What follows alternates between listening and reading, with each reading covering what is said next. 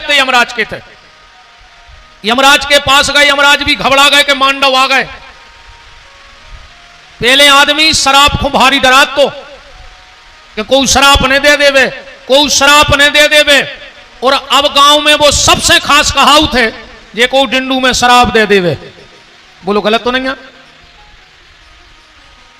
पहले आदमी भगत तो के शराब ने मिल जाए, और अब भग रहा है कि शराब मिल जाए, ढूंढत फिर रहा शराब। आजकल जो जे नए नए लड़का बैठे इनकी दोस्ती भी ऐसा ही चल रही।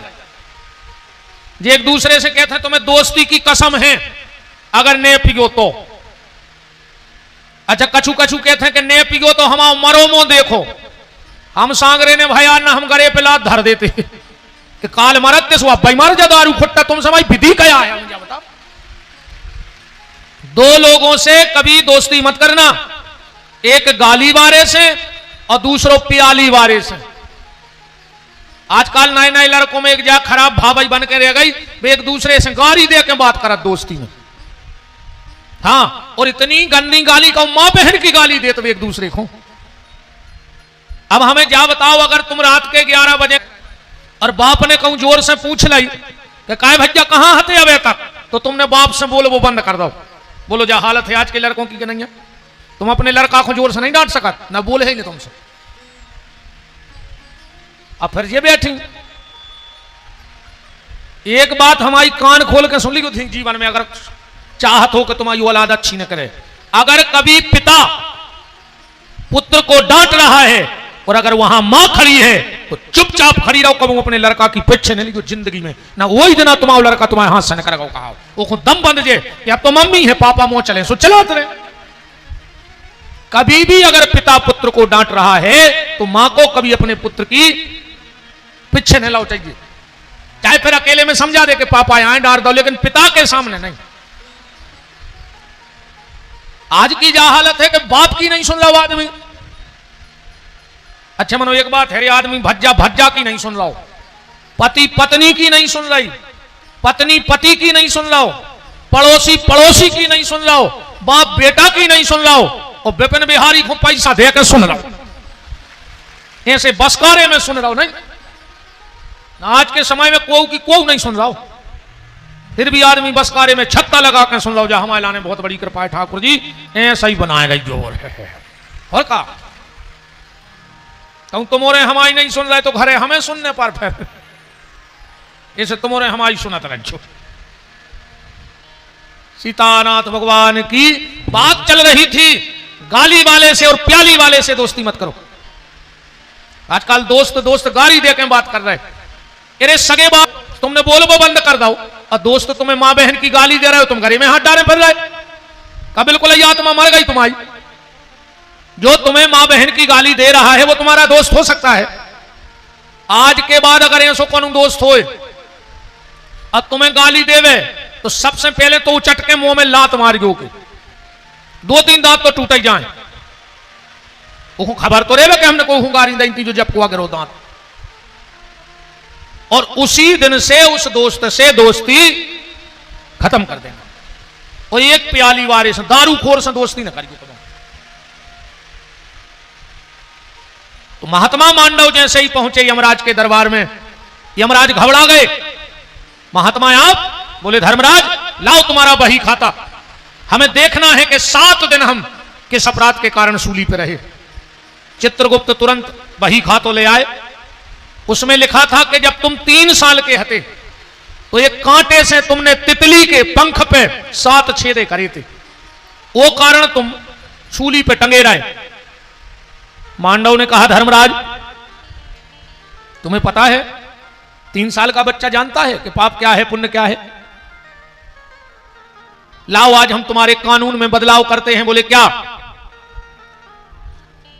5 साल तक के बच्चे को किसी भी प्रकार के कर्म का दंड उसे नहीं मिलेगा। 5 साल से 11 तक बालक जो भी अपराध करेगा उसका दंड उसके माता पिता को भोगना पड़ेगा, और 11 साल के बाद बालक जो भी करेगा उसका अपराध उसे स्वयं भोगना पड़ेगा। यह बदलाव कर दिया। ये बदलाव हो गया। अब धर्मराज डरा गए कि हमें श्राप तो मिले है। तो बोले महात्मा मांडव, हमें 3 श्राप भरने दियो बस। बोले क्या? मुझे राजा होने का श्राप मत देना, दूसरा मुझे दासी पुत्र होने का श्राप मत देना, और तीसरा मुझे चांडाल होने का श्राप मत देना। मांडव ने हाथ में जल लिया और कहा, जाओ धर्मराज, मैं तुम्हें श्राप देता हूं, तुम तीनों रूप एक साथ लेके मृत्यु लोक में जन्म लोगे। तो धर्मराज को 3 ही बन के आने पर एक ही समय में राजा बन के आए युधिष्ठिर, धर्मराज के अवतार हते युधिष्ठिर। दासी पुत्र बन के आए महात्मा विदुर, वे भी धर्मराज के पुत्र हते, अवतार हते। और चंडाल बन के आए स्वपच नाम के भगत। महाभारत में बड़ी प्यारी कथा है, स्वपच वाल्मीकि जी की बड़ी प्यारी कथा है। ये धर्मराज के 3 अवतार एक संगे भाई थे। अब कथा में अपन लौट के आओ। संध्या ने भगवान शिव से 3 वरदान मांगे और संध्या गई और मेधा तिथि के यज्ञ में कूद गई। मेधा तिथि ने यज्ञ से निकाला, बड़ी सुंदर थी। वही समय निकले सूर्य नारायण, जो संध्या को देखा तो मोहित हो गए और बोले कि मेधा तिथि, हमें तुम्हारी बिटिया से ब्याह करने। मेधा तिथि ने भी विचार करो कि सूर्य जैसा दामाद कहां मिलेगा, तो संध्या नाम की कन्या सूर्य को दे गई। इनके तो 2 बेटा भाई और 1 बिटिया भाई, संध्या और सूर्य के। बिटिया को नाम है तो यमुना, जो श्री कृष्ण को ब्याही गई। यमुना नाम की, यमुना नाम की कन्या श्री कृष्ण को ब्याही गई। 2 पुत्र हुए, एक का नाम था वैवस्वत मनु और दूसरे का नाम था धर्मराज, या यमराज भी कह ले। धर्मराज और यमराज अलग अलग नहीं है, ये कहीं आए। फिर इनके नाम अलग अलग काहे हैं? जब वे आप जैसे भक्तों को फैसला करत हैं सो बन जाते हैं धर्मराज, और जब दुष्टों को फैसला करत सो बन जात यमराज हैं। ये कई 3 संतानें भाई। अब सूर्य अपनी पत्नी को भारी प्रेम करते, भारी प्रेम करते, इतना प्रेम, इतना प्रेम, इतना प्रेम। अच्छा, प्रेम तो तुम्हारे भी करा था जो नहीं, घरे करा था अपनी पत्नी को, हाँ चाहत क्यों नहीं? हाँ, सब हंसन लगे। पत्नी से तो तुम्हारे भी बहुत प्रेम करा, सबसे ज्यादा तुम्हारे पत्नी को तो चाहता ही हो नहीं? जब तो तुमने अपने बाबू दादा छोड़ दिया, नहीं नहीं छोड़ दिया रे, भाग्या छोड़ दो, रिश्तेदार छोड़ दो, सबाई तो छोड़ दो इनके पीछे। छोड़ा है कि नहीं छोड़ा? जय जय निकल रहे हो आप लोग। हाँ वे जय जय जय जय जय। चलो खूब मंगल करें भगवान श्री सीताराम जी महाराज की।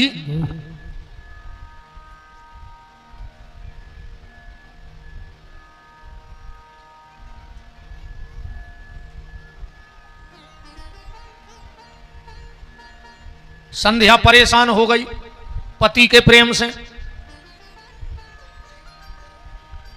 एक दिन संध्या ने कहा, करो बिल्कुल अपने जैसी एक नारी प्रकट करी।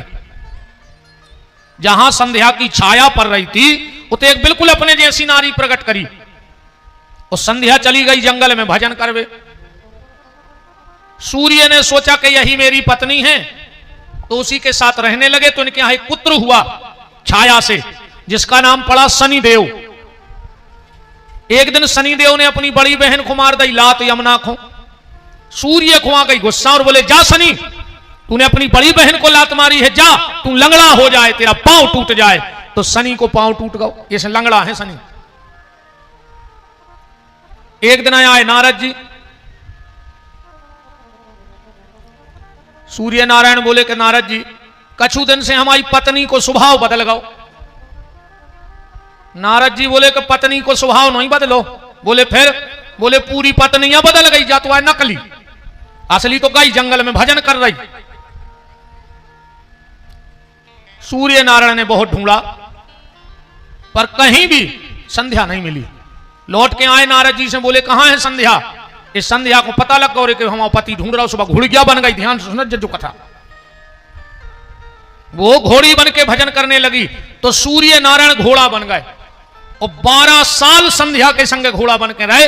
इनके तो 7 पुत्र भय, जिनका नाम पड़ा अश्विनी कुमार, जो देवताओं के वेद बने, डॉक्टर बने, देवताओं के डॉक्टर को आए अश्विनी कुमार। भगवान कृष्ण की बाल लीलाओं में भी अश्विनी कुमारों की कथा आती है। एक दिन संध्या अपने असली रूप में आ गई और बोली, धन्य है हमें ऐसो पति मिलो कि हम घुड़िया बने सो वो घोड़ा बन गए। तो हम एक वरदान दे रहे। बोले का? बोले आज के बाद जो भी पति पहली बार अपनी पत्नी को लेने जाएगा और अगर घोड़े पे बैठ के जाएगा तो उन पति पत्नी में बहुत प्रेम होगा। इसलिए दूल्हा काय पे बैठ के जाते? बोलो, घोड़वाई पे बैठ के जाते? नहीं, हाथी पे जाए, नहीं गदा पे तो यही कहा नहीं। अच्छा, गदा पे ऐसे नहीं बैठे दूल्हा, नवा बिटिया परेशान हो जाए, कहने में से को कहा गदा पे जो बैठो वो गदा ही कहा, दो में से चुनवे में दिक्कत हो जाए, है ना। तो सूर्य नारायण ने कहा, संध्या सुनो, अगर तुमने ये वरदान दिया है कि जो भी पति पहली बार पत्नी को लेने जाएगा और अगर घोड़े पे बैठ के जाएगा तो उन पति पत्नी में प्रेम होगा, तो सुन लो एक वरदान मैं भी देता हूं। बोले क्या? बोले जब दूल्हा घोड़े पर बैठकर जाएगा और अगर दूल्हे से पहले लड़की के घर के दरवाजे घोड़े का पूजन हो जाएगा तो उन दोनों परिवार में भी बहुत प्रेम रहेगा। ईमानदारी बताओ, जब दूल्हा उगनी के लिए आता है तो पहला टीका दूल्हे को लगता है कि घोड़े को लगता है? किसको लगता है पहला तिलक? घोड़े को लगता है। कौन दूल्हा नाराज हो जाए कि कहा यार हमका घोरवा संगाए गुजरे हैं, हम बैठे रहे, तुमने घोरवा की पूजा कर दी। पर ये हमारे यहाँ की परंपराएं हैं। हमने कल कहा था ना कि ऐसी कोई परंपरा नहीं है जे कोई तुम्हें कथा न मिले। हर परंपरा की कथा है हमारे यहां शास्त्रों में। अब ब्रह्मा जी ने भगवान शिव से कहा कि तुम सृष्टि बनाओ। ध्यान से सुन जाइए आगे की कथा। शंकर जी ने सृष्टि बनाई। क्या बनाया? कि भूत प्रेत बेताल गण और पिशाच कराल, डाकनी साकनी योगनी प्रगति शिव वही काल। भूत प्रेत पिशाच डाकनी साकनी भगवान शिव ने बनाई। ब्रह्मा जी बोले काहे भोलेनाथ, हमने घर बनावे की कही थी, तुमने हमारा घटा बना के धर दो, अब इनको ले जाओ, तुम ही राखियो संगे। शंकर जी बोले हम राखें तो रहे हैं, जगह तो अपने तो बहुत डरी, हजारों एकड़ की प्लाटिंग है, पर हमारे तो एक ही टेंशन है। बोले का? बोले खावे की। बोले काहे? बोले हमारी लग जा समाधि, आज भूत पलित कहां बैठे रहे भूखे। तो ब्रह्मा विष्णु ने मिल करके एक निर्णय लिया, बहुत ध्यान से सुनियो। क्या निर्णय लिया? कहा आज के बाद जहां यज्ञ होगा तो यज्ञ में हम तीनों रहेंगे, ब्रह्मा विष्णु और महेश। आज भी आपने देखा होगा यज्ञ में जब वेदी बनती है तो वेदी की 3 परिधि होते हैं, 3 छिड़ियां मान लो, अपनी परिधि अमरों की भाषा हो गई, 3 परिधि, 3 स्टाफ में वेदी बनत है। सबसे नीचे की जो पट्टी रहते को कलर रहते करिया, बीच की रहते लाल और ऊपर की रहते सफेद। जो ऊपर की सफेद परिधि है वे आए भगवान विष्णु, जो लाल परिधि है वे आए ब्रह्मा, और जो नीचे करिया परिधि है वे आए शंकर। अपन जब हवन करत हैं तो जो साकल्य अपन ने भरो, अब कभी भी हवन करते वक्त मृगी मुद्रा से, ध्यान से देखियो, जे 2 उंगलियां बीच में आ जाएं, जे 2 पीछे चली जाएं। हवन को जब साकल्य डालो ऐसो अंगूठा भर के कबों भी हवन ऐसो हाथ करके नहीं डालो चाहिए। अगर पूरे हवन में एक बार हाथ ऐसो होगा तो एक गौदान करने के बाद वो प्रायश्चित होते। इतना पाप लगता है कि जब गौदान कर दोगे तो उसका प्रायश्चित होगा, क्योंकि हम भगवान को दान दे रहे हैं, भीख नहीं दे रहे। दान दिया जाता है ऐसे हाथों से, अब भीख दी जाते ऐसे हाथों से। और अगर कई आदमी हमने देखे हवन में तो लग जाते कई स्वाहा स्वाहा स्वाहा खंगे हैं, बिल्कुल नहीं। हाथ ऐसा। हमारे पूज्य गुरुदेव तो यहां तक कहते थे, ध्यान से सुनना, कि माताओं को कभी साकल्य बनाना नहीं चाहिए। माताएं कभी साकल्य ना बनाएं घर में। माताएं अगर साकल्य बना के वो अगर हवन में गिरेगा तो तुम्हारी यश समृद्धि जल जाएगी परिवार की। माताएं तिल धो लें, जवा धो लें, चावल साफ कर लें, पर जब साकल्य बनाओ तो 9 साल से छोटी बिटिया से एक बर्तन में इकट्ठा करवा लेना और फिर कभी उस साकल्य से हवन करके देखना, फिर तुम्हें देवताओं की कृपा का पता लग जाएगा कि क्या कृपा होती है। और 2 काम माताएं जिंदगी में ना करें अगर हो सके तो। माताओं हुक्म कुमड़ा ने फोरो चज्जे, वो ध्यान से सुन जाइयो हमारी बात। आज देखो शंखा हुए, हम वही दिन से कह रहे हमसे उतर के चर्चा कर लियो, हम बताए हैं कि जो लिखो है। माताएं कभी कुमड़ा फोड़े ना, वो काटे ना। कुमड़ा ने काटो चज्जे माताओं हुक्म, महापाप लगता है, पाप नहीं महापाप। दूसरा, हो सके चल जाए तो माताओं को कभी श्राद्ध का भोजन नहीं करना चाहिए। श्राद्ध में जेबे ने जाइयो कबो, सबसे बड़ा दोष है। माताएं अगर श्राद्ध में भोजन कर लेती हैं तो उस दिन तक के उनके सारे सत्कर्म नष्ट हो जाते हैं। हाँ, श्राद्ध का भोजन माताओं को नहीं लिखा है। आजकल तो तमाशो मचो है मनो। हाँ, जैसे कभी भी सफेद तिल, पुरुष वर्ग जितने बैठे हो ध्यान से सुन लियो, सफेद तिल से कभी भी पितरों का पूजन नहीं करना चाहिए। न तर्पण करो चाहिए, न पिंडों पे चढ़ाओ चाहिए सफेद तिली। पितरों के लिए काली तिली का उपयोग करना चाहिए। जो पानी भी देते हो तुम्हारे कराए दिन में, तुम्हें सफेद तिली का उपयोग न करियो। तर्पण में सफेद तिल का उपयोग श्राद्ध में नहीं करना चाहिए। सफेद तिल का उपयोग सिर्फ हवन में तिल का करना चाहिए। राम, तो बात चल रही थी साकल्य की। माताएं साकल्य को साफ करें अलग अलग, पर जब मिलवाना और रोज के हवन को भी साफ तुम कर लो, पर 9 साल की छोटी बिटिया घर में हो, मोहल्ला में हो, बुला लो, उसके हाथ में कटोरी दे जाकर बेटा ये तबलिया में या ये बर्तन में डाल दो और वही से तन्नक सो घी डरवा के हाथ लगवा दो। फिर देखो तुम कैसे आनंद नहीं आ रहा, देवता कैसे खुश नहीं हो रहा है तुम पे। अपन खुद यही चीजें तो पता है नहीं, सो चल रहा है बस। इन्हीं चीजों को पता करना है जहां हमारी और आपकी गलती हो रही है। राम, तो जो लाल परिधि है वो ब्रह्मा है, जो श्वेत परिधि है वो विष्णु है, जो काली परिधि है वो शिव है। तो जब हम साकल उठाउत हैं और जौन देवता के नाव को साकल उठाओ, और जब अपन हवन में डालत हैं तो जितना काली पट्टी पे गिर गया वो शिव जी का हिस्सा है, जितना लाल पे गिर गया वो ब्रह्मा का हिस्सा है, जितना सफेद पे गिर गया वो विष्णु का, और जो हवन कुंड में चला गया वो उस देवता का, और जो काली पट्टी के नीचे साकल गिर गया, ध्यान से सुनते जाना। तो ब्रह्मा जी कह रहे सुनो, वो तुम्हारे भूत पलितों को कहा, शिव जी के परिवार का भोजन है वो।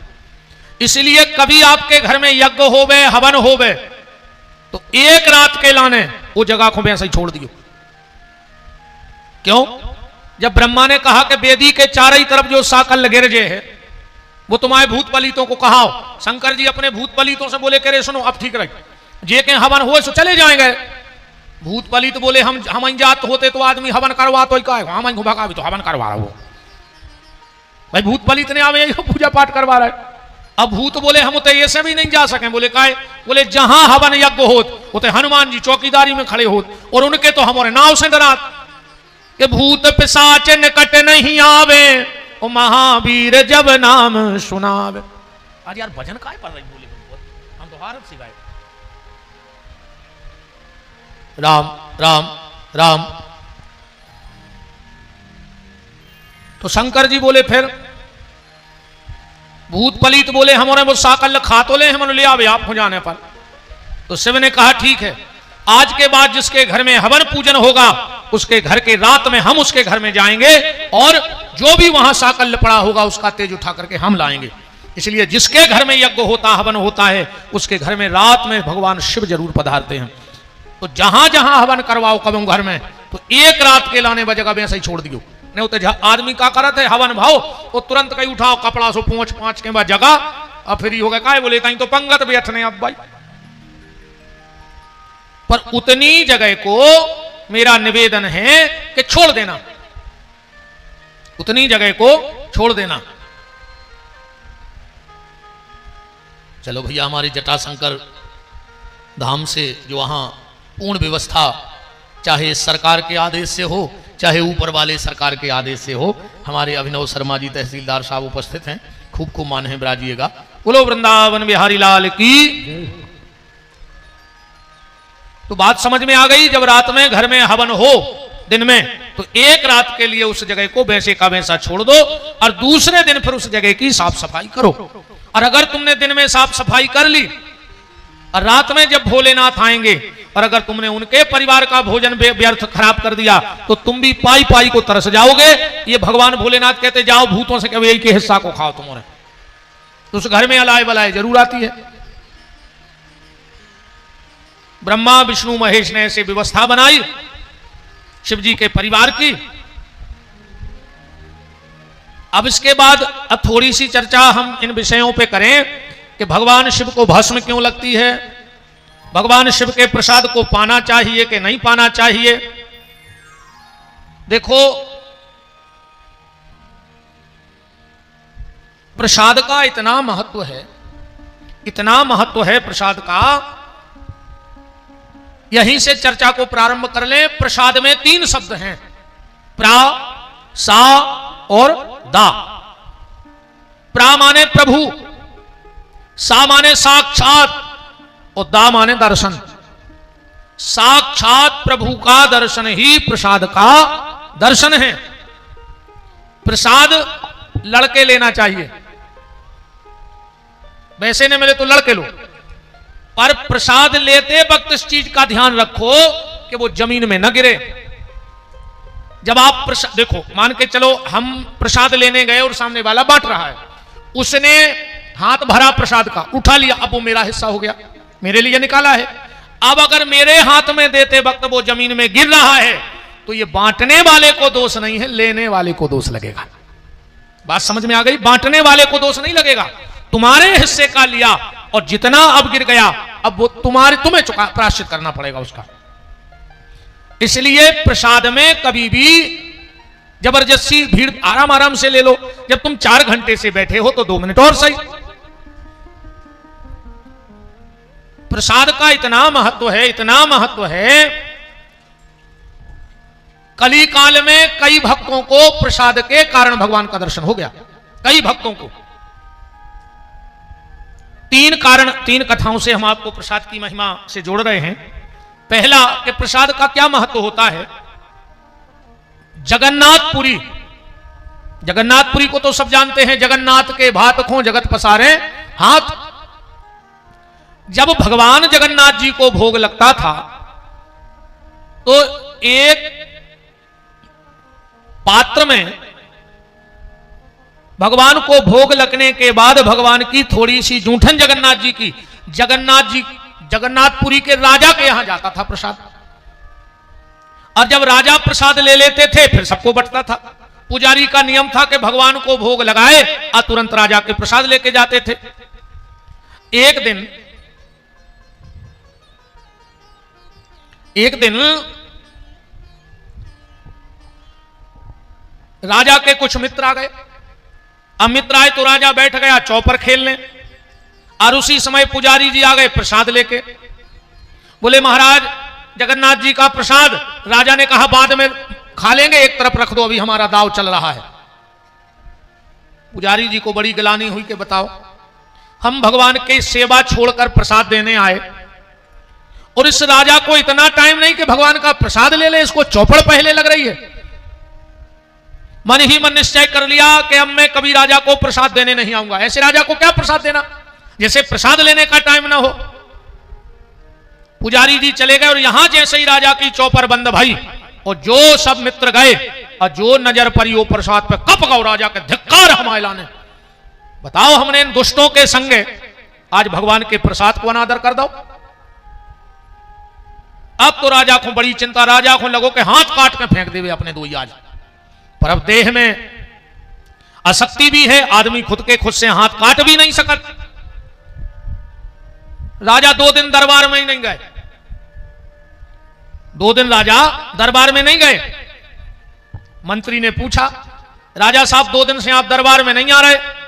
राजा बोले, मंत्री हम 2 दिन से सोए नहीं आ रहे। बोले काहे? बोले हमारे महल में पीछे की खिड़की से कोनो 2 हाथ निकारा थे रात में इतने, और ऐसे ऐसे हाथ करा तो कहते मैं तुझे खा लूंगा, मैं जल्लाद हूं। हमारे मन में भय उत्पन्न होगा। मंत्री बोलो, राजा साहब एक काम करियो, आज हम सोए तुम्हारे कमरा में, हम देखत के वो कुआ है।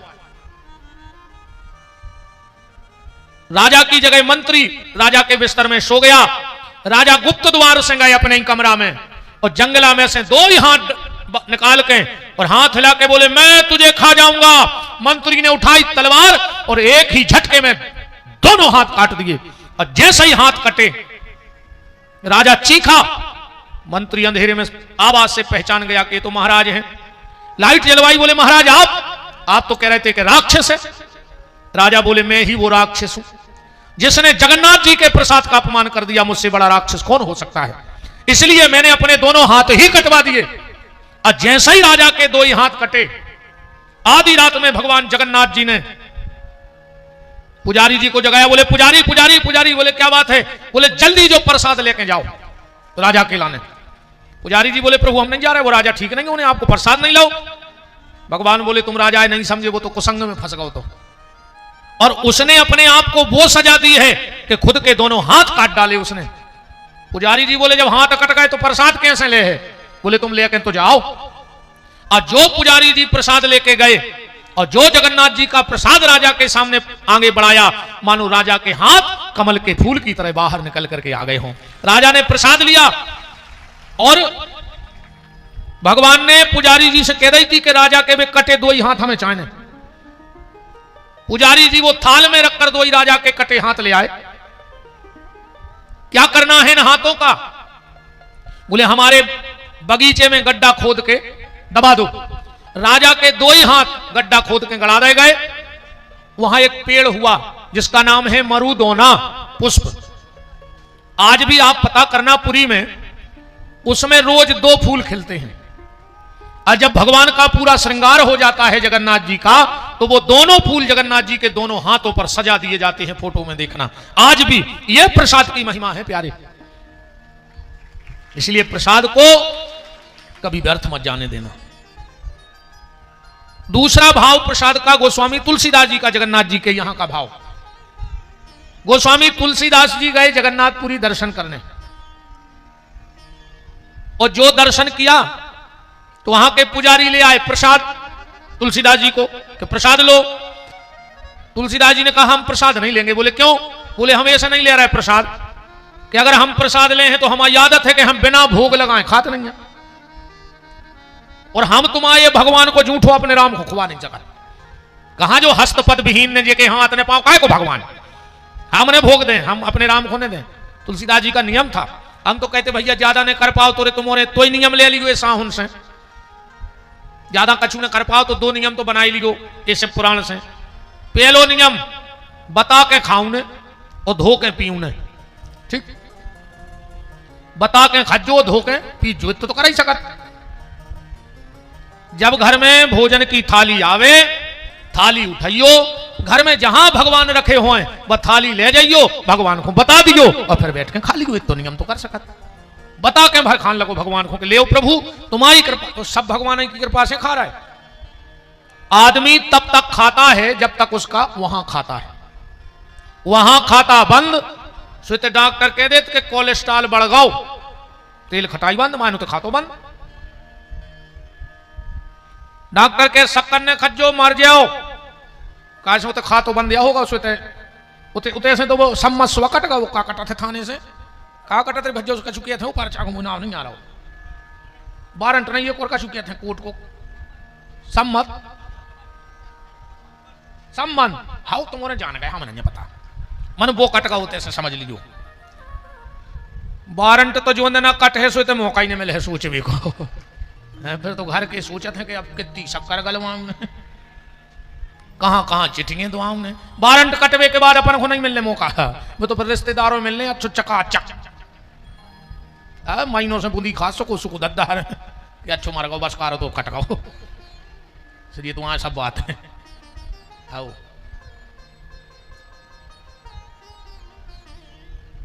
तो बता के खाना बगैर ईश्वर को प्रसादी अर्पण किए मंत्र आवे तो अच्छी बात है रे नाभ्यायासीद अंतरिक्ष गुम शीष्णो देव हो समवर्त तो पदभ्याम भू मृदिशाह श्रोत्रा तथा लोकान कल्पयन्नो ये तो बड़ों ने आवे तो हल्को सत्वदीयम वस्तु गोविंदम तो भमेव समर्पयित ग्रहण सुमुखो भूत्वा प्रसीद परमेश्वरो जो ने आवे तो अन्न पुणे सदा पुणे शंकर प्राण वल्लभी ज्ञान वैराग्य सिद्ध्यर्थम भिक्षाम देहिम च पार्वती माता च पार्वती देवी पिता देवो महेश्वरा बांधवा से भक्ता चो सरेशे भुवनत अज्युत लंबो है जो नहीं आया हमें पता है तुम्हारा आओ एक मंत्र बनो हम बता रहे तुम्हें अब याद हो जाए आ जाई से जब शाम को भोजन करवे बैठो जो मंत्र जरूर बोलियो मनो तो बताएं बोल हो तो बताएं जा हमारी गारंटी है याद आ जाई हो जाए थाली आवे हाथ जोड़ियो कहो आजा राम और भूख लगी तो खा जा राम ऐती तो कह सकत कि आजा राम भूख लगी तो खा जा राम भूख लगी हो तो ले जाओ इनमें से तुम आओ हिस्सा उनको भूख हुई है तुम्हारे भाव की अपने आप खा जाए होगा मंत्र याद आजा राम अब भूख लगी तो बोल तो हमें समझ में आया कि बोलो आजा राम हाँ ऐसा ही कहने आज से तो बता के खाने और धो के पीने जे को घर में सवेरे पूजा करो सो भगवान के स्नान को जल एक कटोरी में रख दियो 2-4 दिन लग है सबसे कह दियो कि जे को जे बजे नहाए सो मंदिर में एक कटोरी में जल धरो जाओ उते पांव परो और उनमें से 2 बूंदा चरणामृत ले एक के बाद भोजन मिले ये तो कर सकते नित्य भगवान का चरणामृत पान करो तो गोस्वामी तुलसीदास जी जब पुरी पधारे तो वहां के पंडा पुजारियों ने प्रसाद दिया तुलसीदास जी ने मना कर दिया हम नहीं लेंगे बोले क्यों बोले हम अपने राम को भोग लगा हम तुम्हारे हाथ पांव हिरण्य जी का कि भगवान हम इनको झूठ होने लगे राम जी हम तो भूखे बैठे रहे अब पहले इतना साधन तो थे नहीं कि आदमी तुरंत आ जाए वहीं रुकना पड़ा रात में तो जगन्नाथ जी के मंदिर के पीछे सो रहे थे तुलसीदास जी भगवान ने सोची बताओ रे तुलसीदास तनकसी अनभग्यता के कारण और इतने बड़े संत हमारे नगर में भूखो सो रहा सो भगवान को जो बियारी लगी सो भगवान ने केर के पत्ता पे धरे बे चाउर मंदिर के और पीछे पहुंचे बोले बाबा उठ गए बोले काहे बोले कछु खा ले फिर सो रही है तुलसीदास जी बोले जो कहां से ले आए प्रसाद बोले मंदिर में से तुलसीदास जी बोले तो हम रखें बोले काहे बोले हम भोग लगा खा तो हम उनको भोग लगे ने बोले काहे बोले उन भगवान के हाथ पांव नहीं है भगवान बोले तो तुमने रामायण में का गलत लिखो तुलसीदास जी बोले मतलब बोले तुमने खुदा ही लिखो कि बिन पग चलाई सुनई बिन काना करते करम करहूं विधि नाना बिन पग चलाई सुनई बिन काना करते करम करहूं विधि नाना आनंद रहत सकल रस भोगी बिन बानी बक्ता बड़ जोगी आनंद रहत सकल रस भोगी बिन बानी बक्ता बड़ जोगी तुमने लिखा है तुलसीदास जी के भगवान बिना पांव के बिना हाथ के और तुलसीदास जी तो चरणों में गिर पड़े बोले आप बोले मैं ही जगन्नाथ हूं तुम्हारी रामायण में तुमने लिख दो कि बिना पांव के नगत बिना हाथ के स्वामी ऐसे बैठे हैं तो प्रसाद की ये महिमा है इस कलयुग में एक संत हुए श्री माधवदास बहुत उच्च कोटि के महात्मा भय माधवदास जी जगन्नाथ जी जिनके संग खेलत थे जगन्नाथ जी संग खेलत थे कुछ दिन के लिए माधवदास जी वृंदावन आ गए अब वृंदावन में 2 प्रसाद का बड़ा महत्व है अब वृंदावन में क्या सारे संसार में एक प्रसाद का महत्व है अब वृंदावन में 2 प्रसाद का महत्व है वृंदावन में एक तो मधुकरी मधुकरी का मतलब है किसी ब्रजवासी के घर से कुछ मांग के खा लेना कभी अगर बांके बिहारी तुम्हें वृंदावन आने का मौका दे दे राधा रानी कितना उलम्बड़दार हो तुम्हारे बुखार वो धरे हुए पर कोनो ब्रजवासी के घर से एक रोटी को टुकड़ा मांग के खा लियो अगर वृंदावन जावे को मौका मिल जाए तो। बिल्कुल भिखारी बनकर तुम तो सब भूल जाइयो कि तुमको आओ, तुम जा भर खबर राखियो कि हम ठाकुर जी के आए बस। कोनो ब्रजवासी के घर से कोरा मांग के खा लियो। हम लोग परिक्रमा में गए थे, हम ठाकुर जी का बीच बीच में कृपा होती रहती है। अपन तो कोशिश करत, हम तो एक बार चले जा रहे थे, उसे घर में खिचड़ी बन रही थी। हम बाहर खड़े होकर देखने लगे तो वो एक वृद्धशी माता जी हती, बोले ब्रज भाषा में, बोले छोरा खाएगा? अरे हमने मन में सोची हम तो वही खुआसा लगाए ठाणे।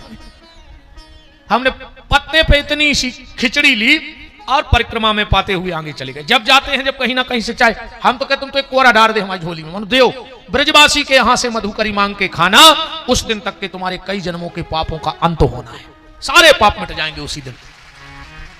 तो एक तो है मधुकरी वृंदावन की, और दूसरा है शीत प्रसाद। शीत प्रसाद कहते हैं कोई संत भोजन पा रहे हों और उनके भोजन पाने के बाद अगर उनकी पत्तल में से, थाली में से इतना सा कुछ मिल जाए एक टुकड़ा, तो संत श्री माधवदास जी मधुकरी नहीं पाते थे, शीत प्रसाद पाते। पूरे दिन वृंदावन में जमुना जी के किनारे पड़े रहे, भगवान को नाम लेवे महामंत्र, और जैसे ही शाम होवे सो पता कर लेवे कि आज कौन मंदिर में संतों की प्रसादी भाई, और पात्रें कहां फेंकी, सो उन पात्रों में जावे और जो कछु जूठन मिले सो झरावे और खा के जमुना जी को जल पीवे और फिर भजन करें। कई साल बीत गए माधवदास को। एक दिन की बात, भजन में ऐसे मगन भय संत श्री माधवदास, ऐसे मगन भय माधवदास कि भूल ही गए कि हमें प्यारी करने। 10 बजे झपरी खुली भजन से, और 8 बजे तो सब जगह आरती, सैन आरती, भोग आरती होके पट बंद हो जात, पात्र फेंक गई। अब पता लगाओ आज भंडारो कहां, तो बोले फलाने मंदिर में। पात्र कहां फेंकी? फला जगह।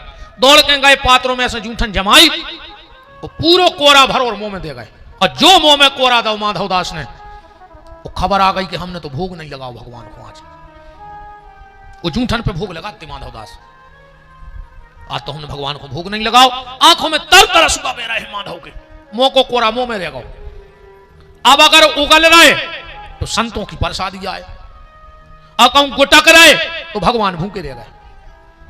अब क्या करें? 1 घंटा नहीं रोए, 2 घंटा नहीं रोए माधव, 24 घंटा हो गए उतना ही बैठे हैं, आंखों में आंसू और मुंह में कोरा भरो। 24 घंटा क्या सोच रहे हैं माधव बैठे बैठे कि संतन को यह शीत प्रसाद लियो मुख माही न जाय गिरायो। क्यों?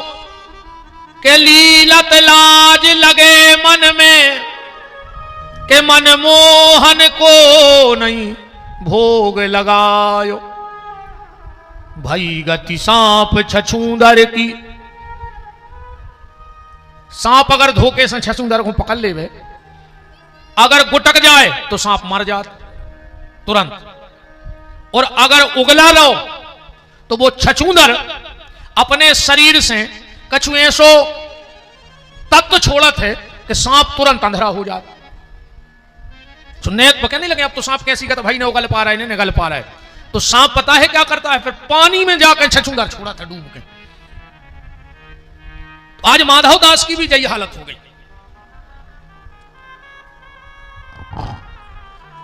के भाई गति सांप छछूंदर की, सोच परे कछु समझ न आयो। वो बीत गए दिन बारी बिनीत, गई रजनी दिन दूसरो आयो। जौन समय मुंह में कोरा दो तो वही समय आ गो। आखिरी में माधवदास ने विचार कर लो कि ने तो हम जैसे संतों को प्रसाद आए सो थूक हैं, अन्य अब हम गुटक हैं। बोले फिर का कर? बगल में एक धारदार पत्थरा डरो तो सोचिए आज हम अपनी गर्दन काट के फेंके दे रहे। अब सुने भगवान भूखे रहे, अन्य हमें उगलवे को दोष रहो। आज जैसे ही माधवदास ने पत्थर उठाया और गला रेत ही रहते, भगवान प्रकट हो गए बांके बिहारी वृंदावन में। माधव, ए माधव, ये क्या कर रहा है? माधव ने कहा, अब वो तो बोल नहीं पा रहे, इशारे में कही जल्दी जल्दी में भोजन कर लो, तुम्हें भोग नहीं लगाओ। संतों दाढ़ी पे हाथ, संतों को जूठन है सो उगल पा नहीं रहे। भगवान बोले एक काम करो माधव, हमारे हाथ में उगल दे, अब फिर भोग लगा दे। अब माधव बोले क्या हमाओ जूठो होगा। भगवान बोले काय माधव, 20 सालें हो गई रे तुमने पूरे वृंदावन को जूठो खुआओ हमें, और आज तेरे जैसे संत का जूठा खाने का मुझे सौभाग्य मिल रहा है, तो तू कह रहा है कि मेरा जूठा है। अरे माधव तू तो दिव्य संत है। और माधव जल्दी करो। माधव बोले काय? भगवान बोले भूख लगी। माधव बोले कि तुम्हें यशोदा मैया ने नहीं खुआओ। क्या सुंदर भाव भगवान माधव से कह रहे हैं कि मैया ने मोए माखन दीनो, मन मेरे नहीं भायो। माधव अगर तूने 24 घंटे से भोजन नहीं किया तो मैंने भी 24 घंटे से कुछ नहीं खाया रे माधव। जैसे तुझे संतों की जूठन खाने की आदत पड़ गई, ऐसे ही मुझे तेरे साथ उन संतों के जूठन खाने की आदत पड़ गई है। कि मैया ने मोए माखन दीनो, मन मेरे नहीं भायो। माधव पास तुम्हारी आयो, माधव पास तुम्हारे आयो।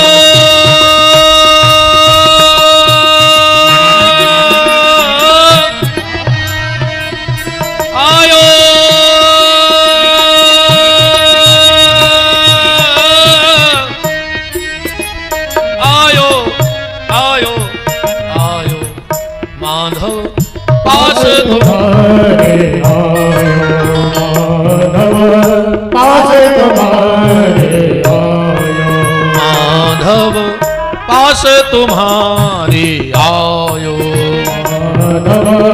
पास तुम्हारे आयो, माधव पास तुम्हारे। ये प्रसाद की महिमा है। मैं सिर्फ एक भाव और माधव दास जी का दे रहा हूं। माधव दास की तो बड़ी लंबी चर्चा है, कौसा तक देना चर्चा हो जाए संत श्री माधव दास जी पे, पर एक अच्छा भाव माधव दास जी का है। एक गांव में एक मां रहती थी, उसका एक ही बेटा था। 12 वर्ष हो गए थे बहू को आए हुए, विवाह हुए बेटे का, पर घर में कोई लल्ला छोना खिलौना नहीं था, बाल गोपाल नहीं हुए थे। एक बार नारद बाबा निकल पड़े उस गांव से, तो उस बूढ़ी मां ने नारद जी से पूछा, अपनी बहू का हाथ दिखवाया कि नारद जी हमारी बहू का हाथ देख के बताओ हमारे घर में छोना खिलौना कब तक होगा। नारद जी ने हाथ देख के कहा, मैया 7 जन्म तक तेरी बहू के भाग्य में संतान सुख नहीं है, और 7 जन्म तक तुझे दादी का सुख नहीं है। नारद जी कह के चले गए, जो लिखा था तो बोल दिया। अब सास तो सास, उन्हें उठाए घर की सिंहासन और गांव के कुआं में फेंक आई। अब कोई पूजा पाठ नहीं, जब 7 जन्म तक लिखो ही नहीं है तो का भजन पूजन करने। फुल दुष्टवृत्ति की हो गई। कोई साधु संत आता तो गाली देके भगा देती, गाली देती, कोई नहीं जाता उसके यहां। एक दिन की बात, माघ की पड़ी पूर्णिमा, और जे ही संत माधव दास निकर परे गांव में हो। सवेरे को वक्त तो, सवेरे को वक्त तो बहू आंगन में बहरा फिर रही थी। देखो हम एक बात और आप सबसे कह दें मेरी बहनों, सुबह सुबह 2 काम किया करो आप लोग। और अभी दीपावली के बाद हमारी राम कथा इसी बड़ा मलहरा विधानसभा के घुगवारा में है। घुआरा में है। तारीख तो हमें याद नहीं कितनी है, 3 अक्टूबर, हाँ, दशहरे के दूसरे दिन से, दीपावली के पहले, बहुत पहले की डेट लगी लगभग। डॉक्टर की तो घी में गां कराऊ चट गई, डॉक्टर की घी में गां कराऊ चट गई फ्री में बिल्कुल। मन फ्री में नहीं, भगवान की कृपा कहाई, माता पिता के सत्कर्म कहाए कि श्रावण के महीना में अगर ईमानदारी पूछो तो हम अगले श्रावण की डेट नहीं दें को, एक ही तो ठीक है, 26 तक एक दिन नहीं है, अभी भी यहां की तारीख डायरी में नहीं चढ़ी है, देख लियो। जहां तारीख लगी थी, क्योंकि लोगों को पता है कि लगभग 1-1.5 साल पहले हम तारीख ले लेते, तो आदमी अपने पहले से तारीखें लगा देते।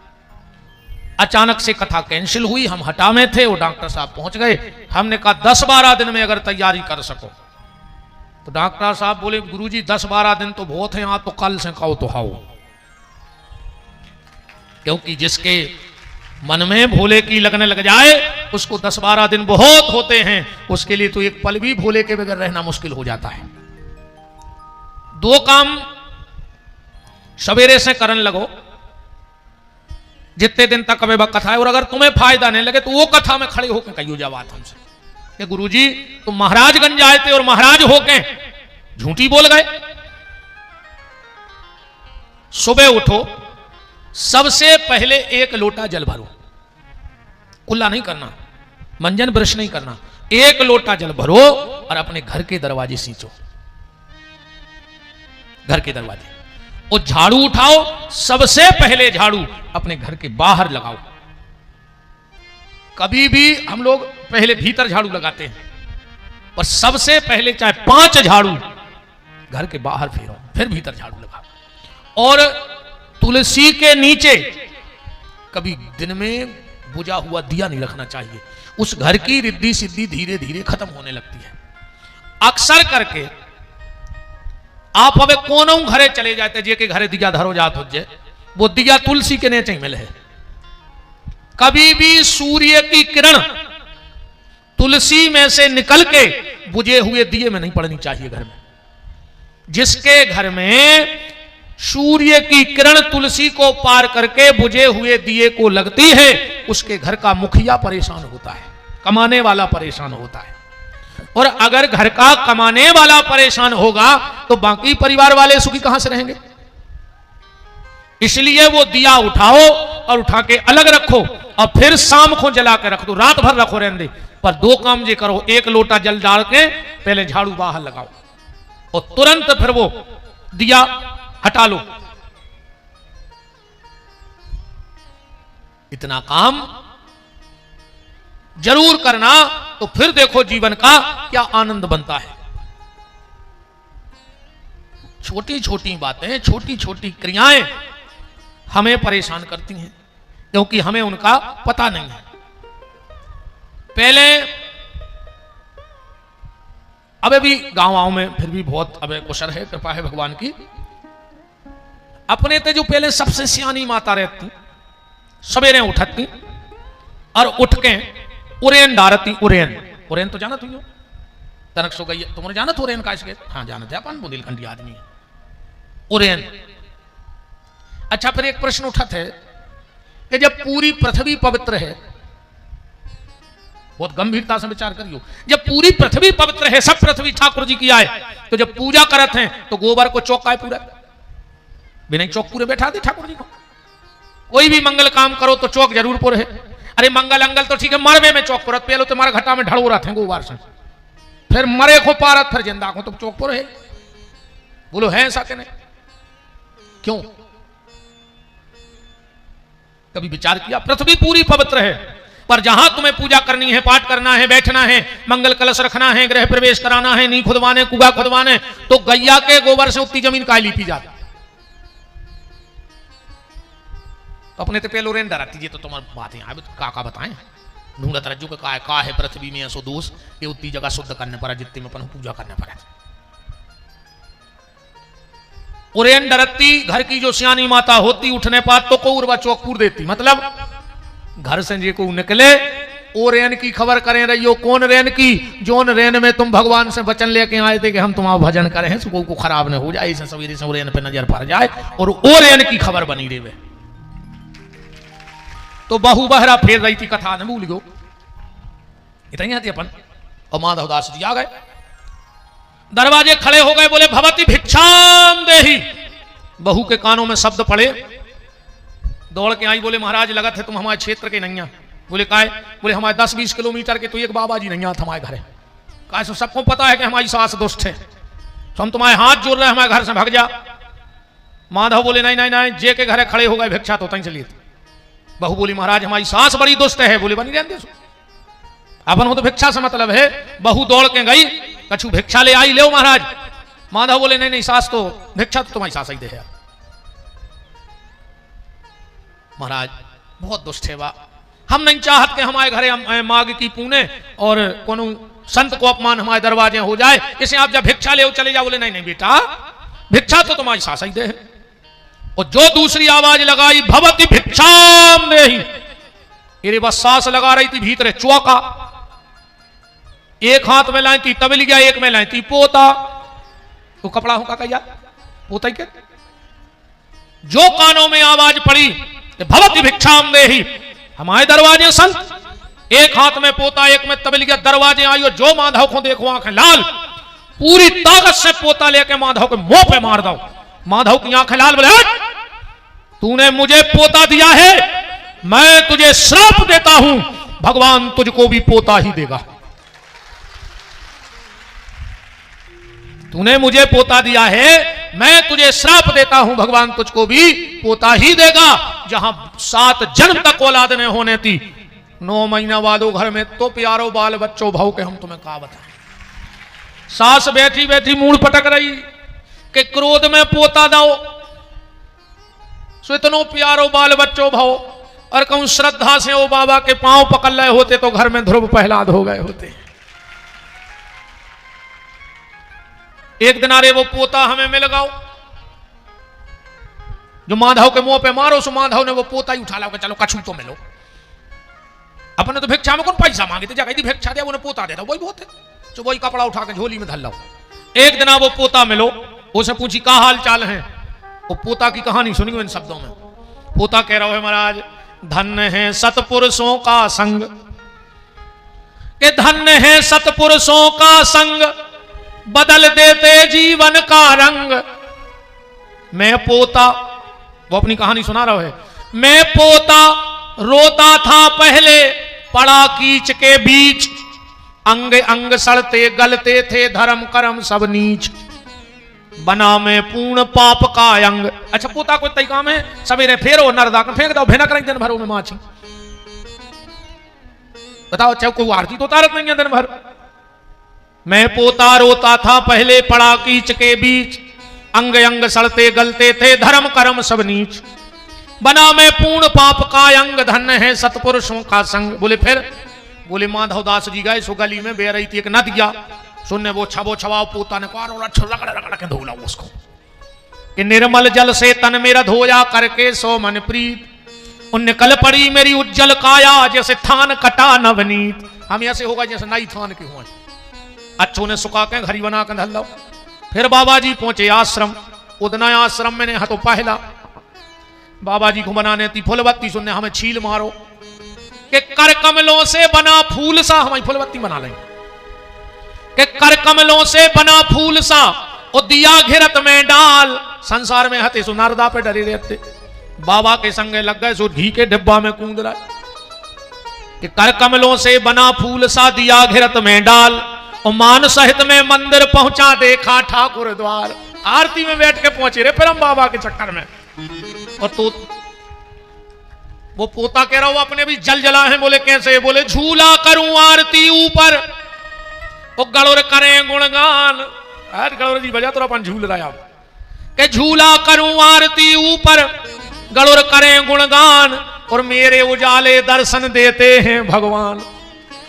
धन्य बना में पूजा का अर्धंग, बना में पूजा का अर्धंग, धन्य है सतपुरुषों का संग, बदल देते जीवन का रंग। तो ये प्रसाद की महिमा है। बात जा चल रही है कि प्रसाद खाओ चाहिए कि नहीं खाओ चाहिए। तो भगवान शिव की पिंडी पे चढ़ा हुआ प्रसाद और शिव पे चढ़ा हुआ जल, श्लोक संख्या लिख लो आप, बिंदेश्वरी संहिता अध्याय नंबर 22 और श्लोक नंबर 13। इसलिए कि लोगों को यह ना लगे कि कहूं की बात कहूं लपेट दई। यहां लिखा है सालक ग्रामो भवेद लिंगे रसलिंगे तथा ध्वजः पाषाणे राजते स्वर्णे सुर सिद्ध प्रतिष्ठिते। भगवान शिव के अभिषेक के जल में अगर सालक राम जी को स्पर्श हो जाए, सालक राम की बटुलिया को, तो उस जल से पवित्र दुनिया में कोई तीर्थ का जल पवित्र नहीं है। अगर शिवाभिषेक को जल धरो में सालक राम जी छिप जाएं तो उस चाहे जल को पी लो चाहे पूरे दुनिया के तीर्थों को जल पी ले, बराबर पुण्य है। पर अगर शिव अभिषेक के जल में सालक राम जी को जल नहीं मिलवाए तो फिर वो जल पीना नहीं चाहिए, खाली शरीर पे छिड़क लेना चाहिए, फिर वो जल पीने लायक नहीं है। पहलो प्रमाण तो जो शिव महापुराण में है सालक राम जी का, और दूसरा प्रमाण बिल्कुल जिसको भी शंका हो, हम ऐसी चीजें अपने बिल्कुल परमानेंट संगे राखत हैं। ये लिखा है इसमें नारद पुराण का आग्राहे शिव निर्माल्यम पत्रम पुष्पम फलम जलम सालग्राम शिला स्पर्शम सर्वयाति पवित्रताम। और हम तो कहते जब पुस्तक देख ले, अगर कहूं तुम्हारे मिल जाए कि आऊं तो ढूंढ लिया जो दुनिया को ऐसा कौन प्रश्न नहीं है जी कोई में उत्तर न लिखो हुए। आदमी को जीवे के लाना क्या करें क्या ना करें, ऐसे अपने संगे राखत है कछु ऐसी के आदमी अगर ज्यादा करे तो भैया ज्यादा से जो है प्रमाण माय श्लोक संख्या के। तो नारद भक्ति सूत्र में भी आया है और शिव महापुराण का श्लोक संख्या हमने बता ही दिया है। तो प्रसाद की महिमा। अब शिव जी को भस्म क्यों लगती है? एक बहेलिया था,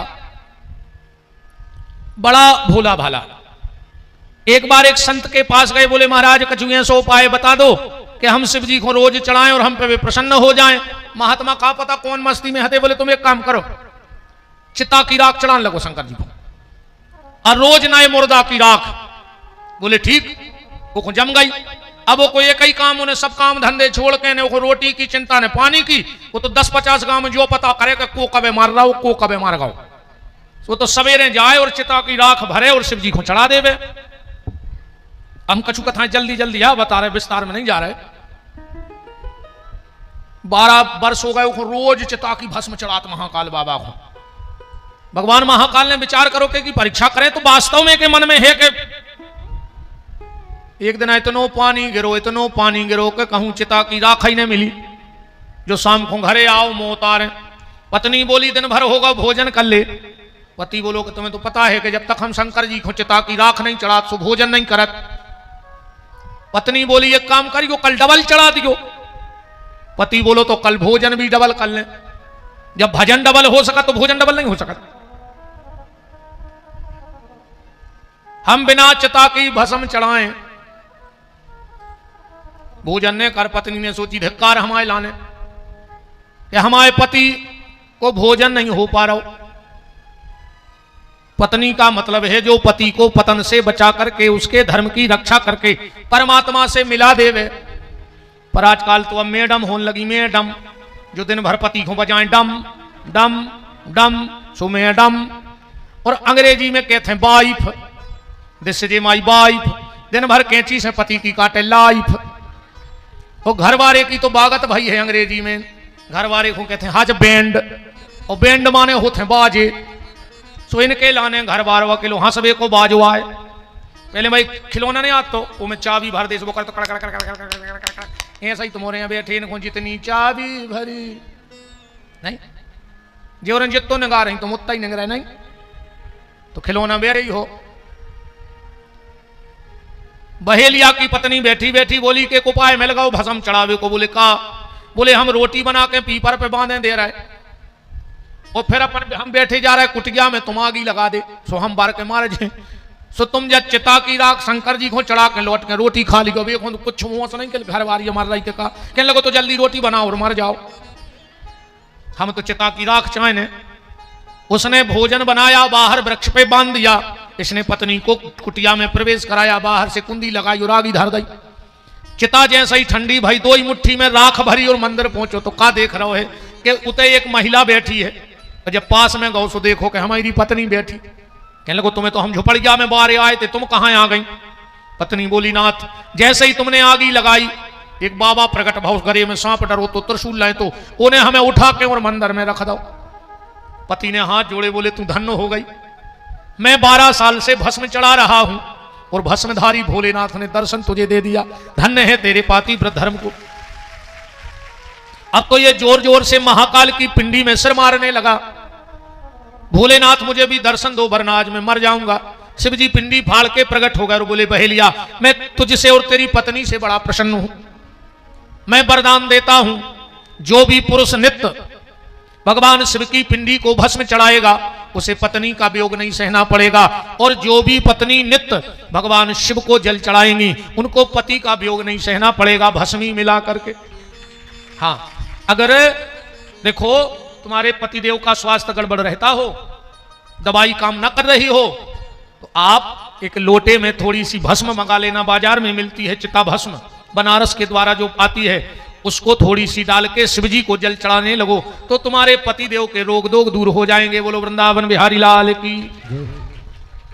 अब इसका आध्यात्मिक भाव जो आए, शंकर जी बैठे थे, कछु आदमी निकरे अर्थी लाए और कह रहे थे राम नाम सत्य है, राम नाम सत्य है। अच्छा ये में एक बात और देखियो, जे के लाने कही जा रही कि राम नाम सत्य है वो मर गाओ, वो सुन नहीं रहो, बता चुप का सुने तुम्हारी, और जितने सुन रहे वे मान नहीं रहे। जे के लाने कही जा रही वो तुम्हारे गाओ, सो वो सुन नहीं रहो, और जितने सुन रहे वे मान नहीं रहे। अच्छा ये कंधा जुरकर की बात तुमने देखो जे बारात में सबसे ज्यादा जात है नए लड़का, क्या भाई तहसीलदार साहब, बारात में सबसे ज्यादा जात है नए लड़का, और लकड़िया में जाते हैं सबसे ज्यादा बूढ़े। काय मुझे तो जो लगा कि व्यवहार है बनाओ, लड़का कहता हम इनकी में नहीं तो हम आज में पूजे, और बूढ़े कहते हम नहीं तो फिर हम आज में पूजे। नहीं व्यवहार बना दे तो राम का हो तो फिर शिव जी पीछे पीछे हो गए कि जा कहां रहे कि राम नाम सत्य है। मरघटा में पहुंचे, उते भी कहते रहे राम नाम सत्य है, राम नाम सत्य है। शिव जी बैठे बैठे देखत रहे, लकड़ियां धरी गई, लोहरिया लग गई, सबरे लौट के घरे निकल लगे। शंकर जी ने सोची यार सबरे भाग रहे, हम तो नहीं के पीछे जा रहे जी, फिर कछु सही अच्छे काम को जा रहे होंगे। और शंकर जी लौटे, आदमी जाएंगे कहा मरघटा में तो इस कदर बेराग होते यार आदमी को, मरघटा में तुम आदमों की बात है सुनियो जब बतियाऊ तो तुम्हारे सांप आंधरे कर देते रे। हाँ कछु लकड़ियां जमा रहे, कछु बैठ गए, अब का बतिया रहे कई भज्जा। एक दिन सबको जो ही होने हैं, को के संगे कछु नहीं जाने, सब तई धरो रहे जाने, अच्छो कर लीजिए तो कर पाओ। देखो इन्हें इतनो कमाओ और सब तई छोड़ गए, एक दिन जाइएगा तो अपनी होने जो नो को उन्हें फोन कर दो के दाऊ तुम्हारी मेड़ में उन्हें पंजा मार दो, कहने लगे हम उनकी मूड़ काट लें। पूरी हरिश्चंद्र आई को पता ही नहीं पड़ोगा कहा आदमी है, सिर्फ बातों को चपोला, उसे तो बातें करवा ली, सांप आंधरे कर देता आदमी। जब ज्ञान की चर्चा करे थे सांप आंधरे करे हैं। अब तुम्हारों में पूरे लाल बुजक्कड़ ये बैठे न, तुमने जा जान रहे हो, तुमने तो ये कौन बैठे कि मरा तुम तो दाएं रहो, बस कारो लगो घर से अच्छे हैं सूखे में बैठे न जा, तो तुमने सब ये जान रहे कि ये तो हम सब जाना थे तुम जितनी दाएं हो। अच्छा हम सोच रहे कि हमसे विद्वान नहीं बचो को हुआ, कहा नहीं लाल बुजक्कड़ों में तो हम यहाँ हैं। हाँ हम जान रहे कि हमसे बड़ो विद्वान बचो ही नहीं बुंदेलखंड में, और तुम जान रहे कि हमसे होशियार को नहीं जब तुम्हारा साहुन है सो झेल आ रहा है तुम, है ना। शंकर जी आए, सब अपने अपने काम में बिद गए। और शंकर जी ने कहा ये तो सब झुमकाया है, ये तो दैया हते कि राम नाम सत्य है। हमें लगा तुम मरे मराए की ताकत या हती रे जोनो बोर आओ जोनो खाई जोनो इतने लौट के आए जोनो वो राख बन गओ। तो शंकर जी ने कहा अब जरा खाई लपेट ले सो अपन खबर बनी रहे कि राम नाम सत्य है, इसीलिए मृत्यु ही सत्य है, बाकी सब असत्य है, राम नाम सत्य है। अब भगवान शिव के गले में सर्प कहां से आया? एक बार लक्ष्मी नारायण दो जने चले जा रहे थे। लक्ष्मी जी ने देखो कि भगवान नारायण बड़े संभल संभल के चल रहे हैं, बड़े संभल संभल के चल रहे हैं। लक्ष्मी जी बोली प्रभु इतने संभल के काहे चल रहे? भगवान बोले देवी अबे तक दुनिया की नजर इतने तक पवित्र है कि वो नर्मदा के कंकड़ में शंकर दिखाते। वो बात भी सही है, नर्मदा के कंकड़म सदा शिव शंकरम, नर्मदा का एक एक कंकड़ शंकर है। कलयुग में जितना महत्व नर्मदा के शंकर जी की पूजा को है और पार्थ मिट्टी के उतनो कौन देवी देवता की माने शंकर जी की कौन पिंडी को तो फल नहीं। नर्मदेश्वर साक्षात है कलयुग में, क्योंकि बाणासुर नाम को एक दैत्य भाव प्रहलाद के परिवार में था, दैत्य जाति से जन्म से, पर शिव का बहुत बड़ा भक्त था। रोज 1.25 लाख शिव जी की पिंडी बनाते और जब आवाहन करते तो हर रुद्री में शंकर जी दिखाने लगते और पूजा करके सीधो को सीधो नर्मदा में सिरा दे तो विसर्जन करते नहीं। तो एक दिन भगवान शिव प्रसन्न हो गए और बोले बाणासुर वरदान मांगो। बोले भोलेनाथ आज तक हमने जितनी पिंडी बनाई हो वे अपने आप में प्रतिष्ठित हो जाएं। शिव जी ने कही तथास्तु, ऐसे नर्मदा के जल में से जो शंकर जी ले आए जाते हैं पिंडी वो की प्रतिष्ठा नहीं कराने पड़े, डायरेक्ट ले आओ और पूजा करने लगो। ने कथा बचवावे की जरूरत आए, सीधी पूजा होते और उनको कई भी जाते बाण लिंग, बाणासुर के द्वारा। नर्मदेश्वर नाम भी है, बाण लिंग भी नाम है, अपने आप में प्रतिष्ठित है। और अगर कोई ज्योतिषी बैठे हो जिसकी कुंडली में कर्क राशि का मंगल बैठा हो, अब कहां बैठो है कौन घर में बैठो है वो कुंडली देख के पता पर है, पर जोन घर में 4 लिखे हो और मंगल बैठो हो समझ लियो वो आदमी भली महलों में जन्म ले है पर मरे है झोपड़िया में बर्बाद कर दे। इतनो नीच को मंगल कहूं बैठ जाए कुंडली में। मामा के घर में बैठो तो ममिया और एक मिटा डाल, ससुराल पक्ष में पत्नी के घर अलग अलग होते कुंडली के घर। अगर पत्नी के घर में बैठा है तो ससुराल को दामाद बर्बाद कर दे, भाई के घर में बैठा तो भाई को बर्बाद कर दे, पिता के घर में बैठा तो बाप की संपत्ति मिटा दे। और वही मंगल अगर मकर राशि को होकर कोनों की कुंडली में बैठ जाए, मकर राशि को मंगल 10वीं राशि को होकर बैठ जाए तो आदमी भली झुपड़िया में जन्म लेवे पर आखिरी में मरे है महलों में अपने, क्योंकि भूमि का स्वामी है। कल परसों की कथा में हम आपको बताएंगे कि इन 5 दिन में ना तो जमीन बेचना और ना जमीन खरीदना, और न मानो तो जेदना हम बताए हैं सो लिख लियो और कोनो नए मकान की रजिस्ट्री करवा लियो और फिर 1 साल बाद हमसे मिल गयो। 2 दिन में जो हम 5 दिन बताए हैं, जो बिल्कुल नहीं मानत ये चीजें भी हमसे मिलो, हम मनवा दें तुम्हें और तुम्हें मानने पर है। जब भोग ले जब तो मान हो भाई, जब बीत जे जब मान हो, न बीते तो हो सकता हमारी बातें आए। तो अगर कर्क राशि का मंगल कुंडली में नीच का बैठा हो तो वो व्यक्ति बर्बाद हो जाता है। तो उसके लिए नर्मदेश्वर की पूजा करो चाहिए। किसी ज्योतिषी से दिखवाना अगर कुंडली में कर्क राशि का मंगल हो तो नर्मदेश्वर ले आओ जितने जल्दी हो सके। जिनकी कुंडली में मांगलिक दोष हो वो नर्मदेश्वर की पूजा करो। और नर्मदेश्वर की पूजा कैसे और कछु ने कर पाओ ने करियो, 1 लोटा जल चढ़ाओ और हाथ पे गैया को घी रखने बाद पिंडी जब तक मालिश करो जब तक तुम्हारे हाथ गर्म न हो जाएं। बहुत प्रयोग है अपने में। काली गाय का गोबर और पुराने कनेर को फूल मिला के शिव की पिंडी बनाओ। काली गाय का गोबर मिल जाए और कनेर पुरानो जो बारो फूल नहीं कनेर को, वो आजकल एक नव अंग्रेजी कनेर चल गया, पुरानो कनेर हो तो कलीदाल। काली गाय के गोबर में कनेर के फूल मिला के और 7 दिन नमक चमक से अभिषेक करवा लो। जमानत ने हो रही होए, तुम्हारी केस चल रहा होए, प्रॉपर्टी फंसी होए, क्या हूं तुम गैया के गोबर के शंकर जी बनवा के देख लो 7 दिन अपने घर में। पर अभिषेक होना चाहिए नमक चमक की क्रिया से। एक नमक चमक की क्रिया है।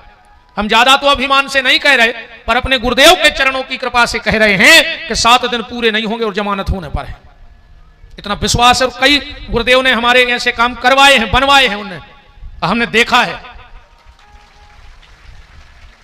अब ये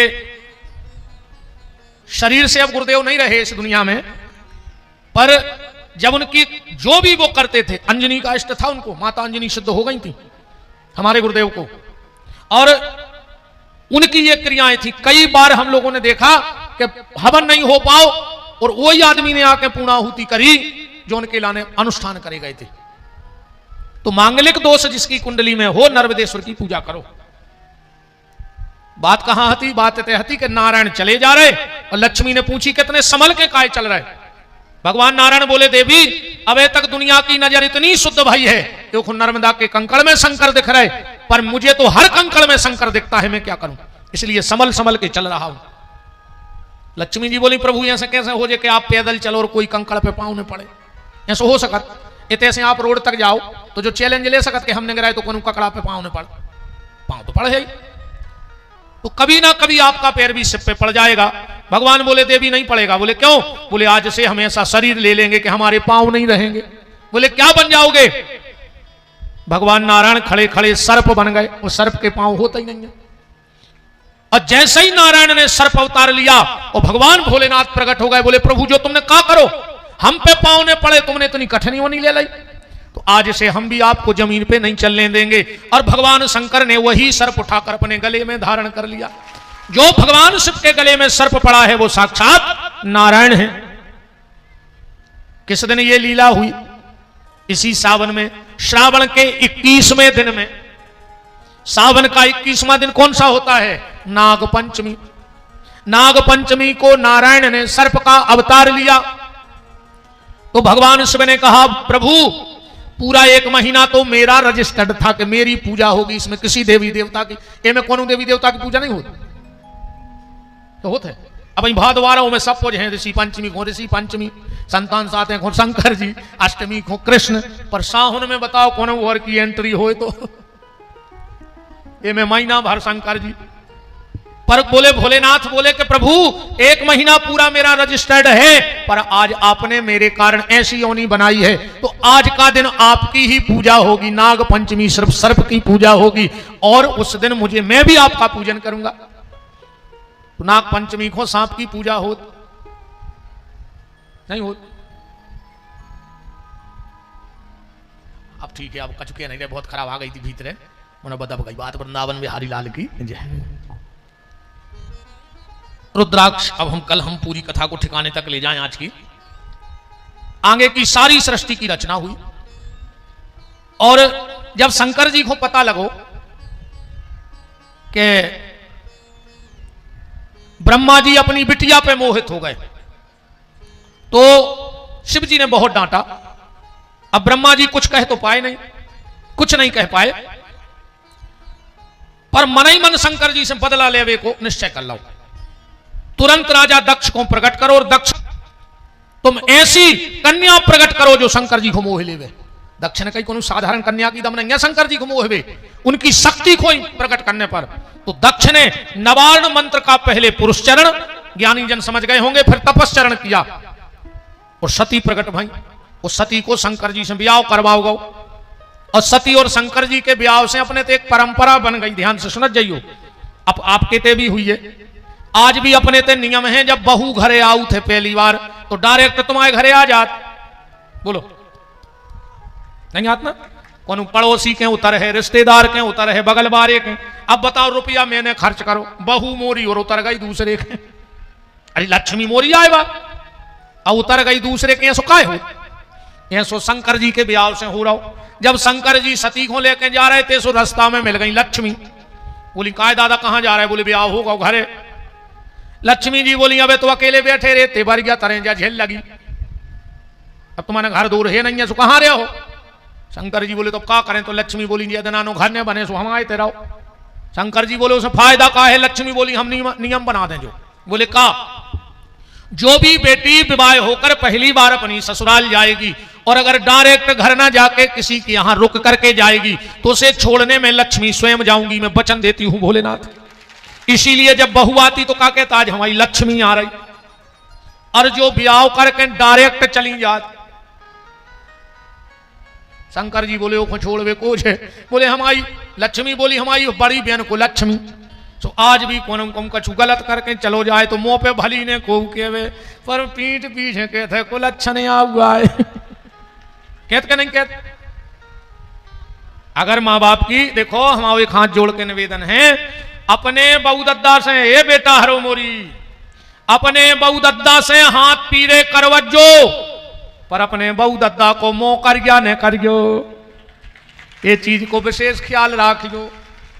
तुम सूप ना खाने बनियो, उन्हें खुद की पुछवा लियो, पूरे घर को मरवा डालो। सो ऐसा ही तुम भी न करियो कि खुद की नाक कटवाओ और पूरे खानदान को बेचारे कहूं मुंह अपने बता पाए। तुम्हें सीता बनने हैं जो जनक की भी लाज बचावे और हमारे राम जी की लाज बचा देवे। तुम पिता की लाज बचा लियो और पति को मान बढ़ा दियो तो सीता कहां आई? आको नक कटो करके चली गई तो सूप ना खा कहां आई? खाओ। आजकल तो कहता ही है मियां बीवी राजी तो का करे काजी। कछु कछु रोडों पे होगा फिर जब प्यार किया तो डरना क्या, मारे जे हो जमान तने हुए। ये मैंने परियो के जब प्यार किया तो डरना क्या, इतने लठ दे है जब पुलिस।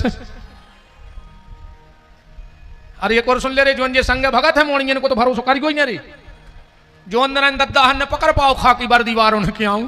अरे को मोड़ी ने ती कह दी कि सर मुझे बेहोशी की दवा खिला के लाया था, सुबिन्नी घरे और तुम में इतने लठ दे हैं जे पाइप कि नहीं तो नहीं माने डॉक्टरों में पता नहीं पर के हाड़ टूटे कहां से। समझ गए? सो बिल्कुल ऐसी नाकों के संगे न भागी जो रे। अरे उन बिटियों पे तो भरोसा करियो ही नहीं रे। जो उन बाप की इज्जत ने बचा पाई, जो 9 महीना मताई के पेट में रह की ने निभा पाई, जो 20 साल भज्जा की राखी की ने निभा पाई, वो 2 दिन के ईलू ईलू में तुम आई निभा दे।